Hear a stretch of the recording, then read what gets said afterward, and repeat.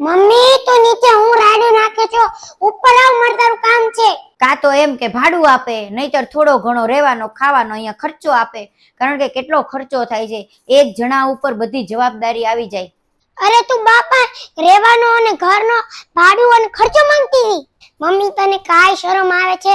ભલે તારા માતા પિતા ન હોય પણ પપ્પાના માતા પિતા છે ને, તારા તો માતા પિતા જેવા જ છે, એટલે તું એની પાસે ઘરનો અને ભાડું ખર્ચો માંગે છો. તો મમ્મી મારા મહિનાનો ખર્ચો કેટલો હશે? તું હું કે છો?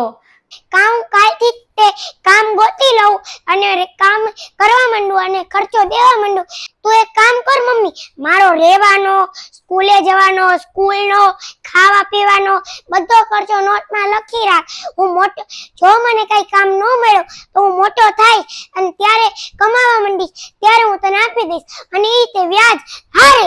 તું હું કે છો કે અત્યારે તું કમાવા જા અને તું અમને ખર્ચો આપીશ, અને એમ કે છો પાછો કે અત્યારથી બધો ખર્ચો તારો લખી રાખીએ તો મોટો થઈને કમાઈને ખર્ચો આપીશ. તું હું બોલે છો? તું દીકરો છો, અમે થોડા તારી પાસેથી પૈસા લેતા હશું.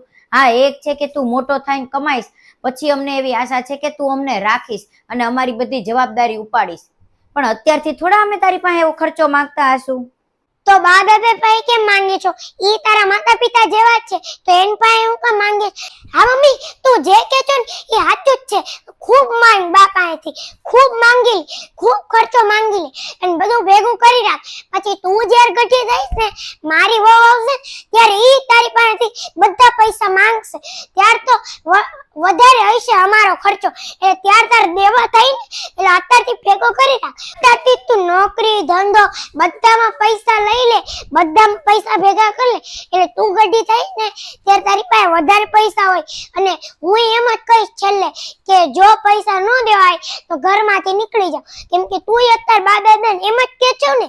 મારી વહુ છે ને, તારી પાસે જેટલો ખર્ચો માંગે ત્યારે દેવો પડશે, નહીતર તારે ઘરમાં નીકળી જવું પડશે. તું હું કે છો? મોટો થઈને તું અમારી પાસેથી ખર્ચો લઈશ? અમે તારા માતા પિતા છીએ, અમે ક્યાં અત્યારે એવું કહીએ કે તું અમને ખર્ચો આપ, અને તું પાછો એમ કે છો કે મોટો થઈને તું અમારી પાસેથી બધો ખર્ચો લઈશ. તારી વહુ આવશે અને તે અમારી પાસેથી બધો ખર્ચો લેશે. આવું થોડીક કહેવાનું હોય. અમને એટલી તો આશા હોય ને દીકરા પાસેથી કે અમે જ્યારે ગઢા થઈએ ત્યારે અમારો સાથ આપે, અમને રાખે અને અમને પ્રેમથી ખવડાવે પીવડાવે અને અમે અહીંયા શાંતિથી રહીએ, અને તું પાછી ખર્ચાની વાતો કરે છો. કેમ ખોટું લાગી ગયું?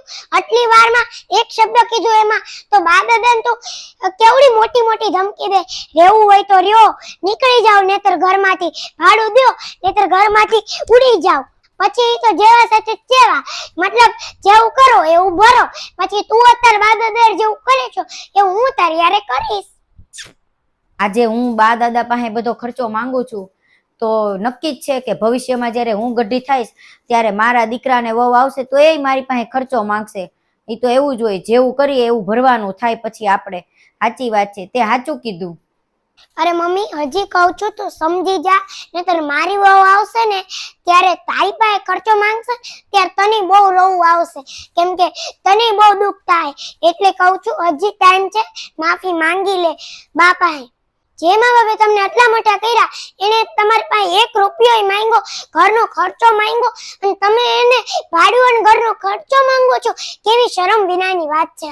મા બાપ ગઢિયા થાય ને ત્યારે તમારે એની સંભાળ લેવાની હોય, એની જવાબદારી લેવાની હોય, નહીં કે એની પાસે ઘરનો ખર્ચો માંગવાનો હોય. આજે તારા મોઢે આ વાત સાંભળી કે જ્યારે તું મોટો થઈશ અને અમે ગઢા થશું ત્યારે તું ખર્ચો માંગીશ. ખાલી એટલું સાંભળીને અમને એટલું દુઃખ થાય છે તો બા દાદાને કેટલું દુઃખ થતું હશે.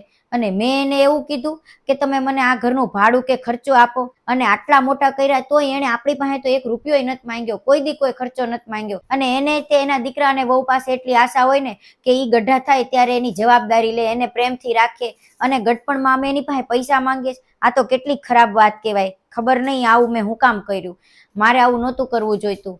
અને આજે આપણે હાવ એટલે હાવ એટલા ઓલા થઈ ગયા કે આપણે એની પાસે પૈસા માંગે. આ તો ખૂબ ખરાબ વાત કહેવાય ને ખૂબ ખોટું કહેવાય. મારી કેટલી મોટી ભૂલ છે, હું હમણાં જઈશ અને માફી માંગી લઈશ અને એને હું કહી દઈશ કે મારે એક પણ રૂપિયો નથી જોતો, એક પણ પૈસો નથી જોતો ને કાંઈ નથી જોતું. તમતારે તમે પ્રેમથી અહીંયા રહ્યો. આજે તે મારી આંખ ખોલી નાખી અને મને ખબર પડી ગઈ. તારી જેવા ઘણા માતા પિતા હશે જે આવું કરતા હશે. પોતાના બા દાદા કે કોઈ પણ મોટા ઘરમાં હશે એની પાસેથી આવી રીતના પૈસા માંગતા હશે, ઘરનો ખર્ચો માંગતા હશે, ભાડું માંગતા હશે. પણ હજી હું કહું છું, જેટલા આ વિડીયો જોવે છે એટલા સમજી જાઓ અને મગજમાં જેટલું પણ બધું ઉતારી રાખ્યું છે ને તમે ઉતારીને એ બધું કાઢી નાખો. કેમ કે જેણે તમારી આટલું આટલું બધું કર્યું, જેણે તમને રાખ્યા, જેણે તમારું તે માનીને બધું કર્યું, એની પાસે તમે પૈસા માંગો છો. તો અમારો વિડીયો ગમ્યો હોય તો લાઈક કરજો, શેર કરજો અને કમેન્ટ કરજો. બાય, મળીએ આવતા વિડીયોમાં.